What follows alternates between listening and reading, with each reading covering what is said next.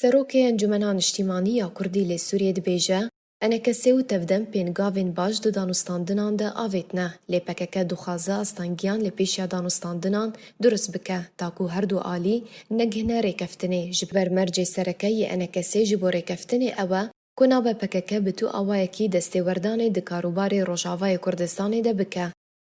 Di lêdwaneke taybet de bo malpera fermî ya Partiya Demokrata Kurdistanê ku rêbazî News şopand, Roja duşemê heftê Eylûna 2020 Suud el-Melle Serokê Encumena Niştîmanî ya Kurdî lê Sûriyê ra gihand,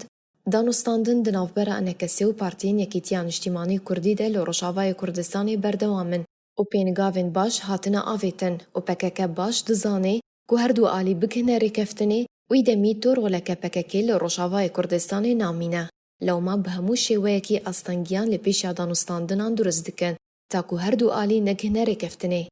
Serokê enekesê eşkere kir ku du mercên enekesê ji bo rêkeftinê li gel tevdem hene ew jî ev in. Yekem, her rêkeftinek were kirin pêwîst e dûr be ji destêwerdana PKK û PKK ji Rojavayê Kurdistanê were dûr kirin. û mercê duwem jî diyarkirina çarenivîsa serkirdeyên me ku çarenivîsa jimareyek serkirde hatî revandin û binçavkirin heta niha nexuya ye.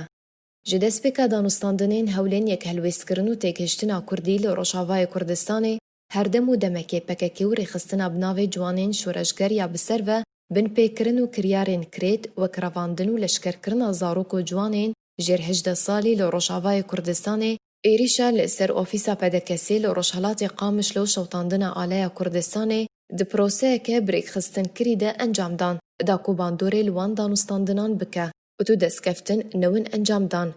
Hevdemê ku enekesê çend caran tekez dike ku ew kiryar dê bandorê li hêviyên gelê Kurd û armancên enekesê ji bo yekrêziya Kurdî neke û bi rova jî wê yekê PKK û rêxistina bi navê ciwanên şoreşger di hewlên têkdana wan danûstandinan de berdewam in.